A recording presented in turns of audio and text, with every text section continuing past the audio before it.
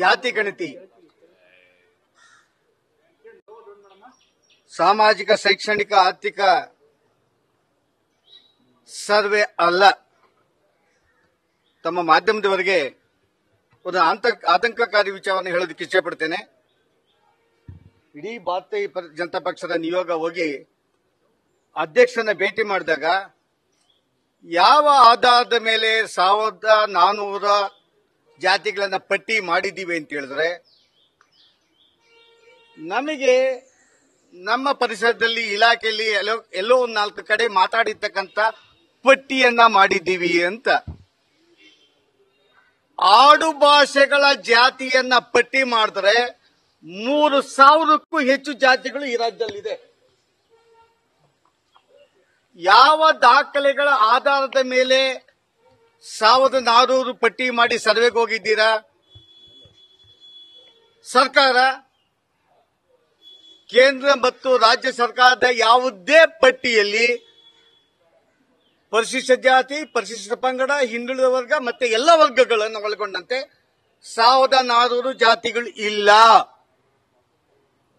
ಆದರೆ ಆಡು ಭಾಷೆಯಲ್ಲಿ ನಮ್ಮ ದಾಖಲೆಗೆ ಮಾಡಿದ್ದೀವಿ ಅಂತ ಪದವನ್ನ ವಿರೋಧ ಪಕ್ಷದ ನಾಯಕರಿಗೆ, ವಿಧಾನಸಭೆಯ ವಿಧಾನ ಪರಿಷತ್ತಿನ ಚೀಫ್ ವಿಪ್ ಅವರಿಗೆ, ನಮ್ಮ ವಿರೋಧ ಪಕ್ಷದ ಉಪನಾಯಕರಿಗೆ, ನಾಯಕರಿಗೆ, ಶಾಸಕರಿಗೆ, ಮಾಜಿ ಮಂತ್ರಿಗಳಿಗೆ ಈ ಪದವನ್ನ ಆಯೋಗದ ಅಧ್ಯಕ್ಷ ಹೇಳ್ತಾನೆ ಅನ್ನಂಗಿದ್ರೆ ಮತ್ತೊಂದು ಆತಂಕವಾದ ವಿಚಾರ ಅಂತ ಹೇಳಿದ್ರೆ, ಸರ್ ನಾವು ಮಾಡಲೇಬೇಕಾಗಿದೆ, ಏನಿವತ್ತು ತಮ್ಮ ಕೊಟ್ಟಿದ್ದೀವಿ ಆಂಧ್ರ ಕ್ರಿಶ್ಚಿಯನ್, ಆದಿ ದ್ರಾವಿಡ ಕ್ರಿಶ್ಚಿಯನ್, ಬುಡಗ ಜಂಗಮ, ಆ ಜಾತಿಯ ಕಾಲಂ ಬಿಟ್ಟು ಧರ್ಮದ ಕಾಲಮಲ್ಲಿ ಕ್ರಿಶ್ಚಿಯನ್ ಅಂತ ಬರೆದರೆ ಜಾತಿಯಿಂದ ತೆಗೆಯುವ ರೆಕಮೆಂಡೇಶನ್ ಮಾಡುತ್ತೀವಿ. ಹಿಂದೂಗಳ ಜನಸಂಖ್ಯೆಯನ್ನ ಈ ರಾಜ್ಯದಲ್ಲಿ ಕಡಿಮೆ ಮಾಡ್ತೀವಿ. ಆ ದೃಷ್ಟಿಯಿಂದನೇ ನಮಗೆ ನಿರ್ದೇಶನ ಇದೆ. ಹೌದು, ಮತ್ತೆ ನಾನು ಹೇಳ್ತಾ ಇರೋದು ನಾನು ಒಬ್ಬನೇ ಅಲ್ಲ, ನಮ್ಮ ಶಾಸಕರಿದ್ದು, ವಿಧಾನ ಪರಿಷತ್ ಸದಸ್ಯರಿದ್ದು, ನಮ್ಮ ವಿರೋಧ ಪಕ್ಷ ನಾಯಕರು ಇದ್ರು, ಲೋಕಸಭಾ ಸದಸ್ಯರು ಇದ್ರು, ಮಾಜಿ ಲೋಕಸಭಾ ಸದಸ್ಯರು ಇದ್ದಾರೆ. ನಮಗೆ ಹೇಳಿದ್ದು ಈ ಸರ್ವೆ ನೇರವಾಗಿ ಯಾರು ಕ್ರಿಶ್ಚಿಯನ್ ಅಂತ ಬರೀತಾರೆ ಅವರು ದಲಿತ ಆಗಿದ್ದೇನು ಸಹ, ಇನ್ನೊಬ್ಬರಾಗಿದ್ದೇನು ಸಹ ಕ್ರಿಶ್ಚಿಯನ್ ಅಂತ ಪದ ಇದ್ದರೆ ಹಿಂದೂ ಜನಸಂಖ್ಯೆಯಿಂದ ತೆಗಿತೀವಿ, ಕ್ರಿಶ್ಚಿಯನ್ ಪಟ್ಟಿಗೆ ಸೇರಿಸ್ತೀವಿ, ಅವರಿಗೆ ಆ ಸವಲತ್ತು ಕೊಡೋದಕ್ಕೆ ಕೇಂದ್ರ ಸರ್ಕಾರಕ್ಕೆ ರೆಕಮೆಂಡೇಶನ್ ಅನ್ನ ಮಾಡ್ತೀವಿ ಅಂತ ಏನರ್ಥ? ಹಿಂದೂಗಳ ಜನಸಂಖ್ಯೆಯನ್ನು ಕಡಿಮೆ ಮಾಡೋದಕ್ಕೆ ಇವತ್ತು ಜಾತಿ ಗಣತಿ ಆಗ್ತಾ ಇದೆ. ಅದರಲ್ಲೂ ವಿಶೇಷವಾಗಿ ಈ ರಾಜ್ಯದಲ್ಲಿ ಪರಿಶಿಷ್ಟ ಪಂಗಡದವರು 1,40,00,000 ಮೇಲಿದ್ದಾರೆ. ಅವರು ಬಡಸ್ತಾನದಲ್ಲಿ ಅವ್ರು ಹಾಕುವಂತ ಬಿರಿಯಾನಿಗೆ ಹೋಗ್ತಾರೆ, ಕ್ರಿಶ್ಚಿಯನ್ರು ಹಾಕುವಂತ ಬಿರಿಯಾನಿಗೆ ಹೋಗ್ತಾರೆ. ಅದನ್ನು ತಿಂದವರೆಲ್ಲಾನು ಕ್ರಿಶ್ಚಿಯನ್ಗಳೇ, ಕೃಷ್ಣ ಧರ್ಮಕ್ಕೆ ಸೇರಿರೋರೆ.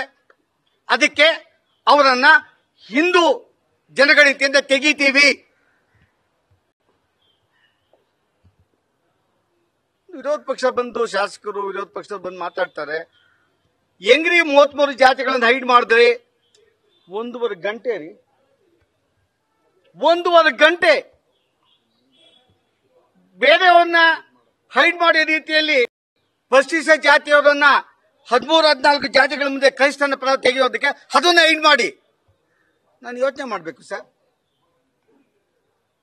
ನೀವು ಅಷ್ಟೇ ಹೇಳಿ ಸರ್, ನಾವು ಈ ಒಂದು ವರದಿಯಲ್ಲಿ ಕ್ರಿಶ್ಚಿಯನ್ ಅಂತ ಪದ ಇರ್ತಕ್ಕಂಥ ಯಾರೇ ಹೇಳಿದ್ರೆ ಸ್ಟೇಟ್ಮೆಂಟ್ ಅನ್ನು ಮಾಡಿದ್ರೆ ಆ ಸ್ಟೇಟ್ಮೆಂಟ್ ಅನ್ನು ಪರಿಗಣಿಸ್ತೀವಿ, ಹಿಂದೂ ಜನಸಂಖ್ಯೆಯಿಂದ ತೆಗಿತೀವಿ, ಕ್ರಿಶ್ಚಿಯನ್ಗಳಿಗೆ ರೆಕಮೆಂಡ್ ಮಾಡ್ತೀವಿ ಅಂತ ವಾದವನ್ನ ನಮ್ಮ ಆಯೋಗದ ಅಧ್ಯಕ್ಷ ಹೇಳ್ತಾ ಇರೋದ್ರಿಂದ ಇದನ್ನ ಭಾರತೀಯ ಜನತಾ ಪಕ್ಷ ಮತ್ತು ವಿಶೇಷವಾಗಿ ಪರಿಶಿಷ್ಟ ಜಾತಿಗೆ ಸೇರಿರ್ತಕ್ಕಂಥ ಎಲ್ಲ ಶಾಸಕರು, ಲೋಕಸಭಾ ಸದಸ್ಯರು, ಮಾಜಿ ಮಂತ್ರಿಗಳು ಎಲ್ಲರೂ ವಿರೋಧವನ್ನು ಮಾಡ್ತೇವೆ.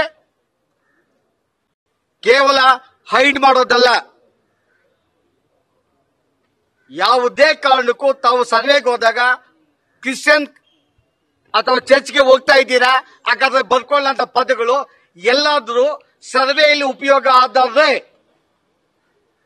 ಇಡೀ ರಾಜ್ಯದಾದ್ಯಂತ ಕೇವಲ ಭಾರತೀಯ ಜನತಾ ಪಕ್ಷ ಅಲ್ಲ, ಇಡೀ ರಾಜ್ಯದ ದಲಿತರು ಇಲ್ಲ ರೀ, ಫಸ್ಟ್ ಈ ರಾಜ್ಯದ ದಲಿತರು ರೀ, ಫಸ್ಟ್ ಈ ರಾಜ್ಯದ ಎಲ್ಲ ದಲಿತರು ನಿಮ್ಮ ಜನಸಂಖ್ಯೆಯನ್ನ ಕುಂಠಿತಗೊಳಿಸಲಿಕ್ಕಾಗಿ ನಮ್ಮ ಹಿಂದುಳಿದ ವರ್ಗದ ಆಯೋಗ ಹೊರಟಿದೆ. ನಿಮ್ಮ ಜಾತಿಯ ಮುಂದೆ, ಪರಿಶಿಷ್ಟ ಜಾತಿಯ ಎಲ್ಲ 14-15 ಜಾತಿಗಳ ಮುಂದೆ ಕ್ರಿಶ್ಚಿಯನ್ ಅನ್ನೋ ಪದವನ್ನು ಸೇರಿಸಿ ನಿಮ್ಮ ಜಾತಿಯನ್ನ ಕುಗ್ಗಿಸ್ತಾರೆ, ನಿಮಗೆ ಬರುವಂತ ಮೀಸಲಾತಿಯಿಂದ ತೆಗೀತಾರೆ. ಆ ದಿಕ್ಕಿನಲ್ಲಿ ರಾಜ್ಯದ ಎಲ್ಲ ದಲಿತ ಸಂಘಟನೆಗಳು ಜಾಗೃತರಾಗಬೇಕು. ಈ ಒಂದು ಆಯೋಗ ಬಂದು ನೀವು ಕ್ರಿಶ್ಚಿಯನ್ ಅನ್ನ ನೀವು ಚರ್ಚ್ಗೆ ಹೋಗ್ತಾ ಇದ್ದೀರಿ ಅಂತ ಕೇಳಿದ್ರೆ ಸರ್ವೆ ಮಾಡೋದಕ್ಕೆ ಈ ರಾಜ್ಯದ ದಲಿತ ಸಂಘಟನೆ ಬಿಡಬಾರ್ದು. ಈ ಒಂದು ಆಯೋಗವನ್ನ ನಿಯಂತ್ರಣ ಮಾಡ್ತಾ ಇರ್ತಕ್ಕಂಥ ರಾಜ್ಯ ಸರ್ಕಾರ, ಅದರಲ್ಲೂ ಕಾಂಗ್ರೆಸ್ ಸರ್ಕಾರ, ಕಾಂಗ್ರೆಸ್ನ ಕಾರ್ಯಕರ್ತರು, ಕಾಂಗ್ರೆಸ್ ನಾಯಕರು ದಲಿತರು ಮತ್ತೆ ಬೇರೆ ಜಾತಿಗಳಿಗೆ ಮೇಲ್ವರ್ಗದವರ್ಗು ಸಹ ಕ್ರಿಶ್ಚಿಯನ್ ಅನ್ನೋ ಪದ ಸೇರಿಸಿ ಸೋನಿಯಾ ಗಾಂಧಿಯವರನ್ನ ಮೆಚ್ಚಿಸಿ ಕರ್ನಾಟಕ ರಾಜ್ಯದಲ್ಲಿ ಎಷ್ಟು ಕ್ರಿಶ್ಚಿಯನ್ ಇದ್ದಾರೆ ಅನ್ನೋದಂತೇಳಿ ಸೋನಿಯಾ ಗಾಂಧಿಯವರಿಗೆ ಸಂದೇಶ ಮಾಡ್ಲಿಕ್ಕೆ ಕೊಟ್ಟಿರ್ತಕ್ಕಂಥ ಈ ಆಯೋಗದ ಅಧ್ಯಕ್ಷರನ್ನ, ಅವರ ನಡವಳಿಕೆಯನ್ನ ನಾವು ವಿಶೇಷವಾಗಿ ಭಾರತೀಯ ಜನತಾ ಪಕ್ಷದ ಎಲ್ಲ ಕಾರ್ಯಕರ್ತರು ಮತ್ತು ಹಿಂದೂಗಳು ವಿರೋಧ ಮಾಡಬೇಕಂತೇಳಿ ತಮ್ಮ ಮುಖಾಂತರ ಮನವಿಯನ್ನು ಮಾಡ್ತೇವೆ. ನ್ಯೂಸ್ ಫಸ್ಟ್ ನಿರ್ಭೀತಿಯಿಂದ ನಿಮ್ಮ ಪರವಾಗಿ.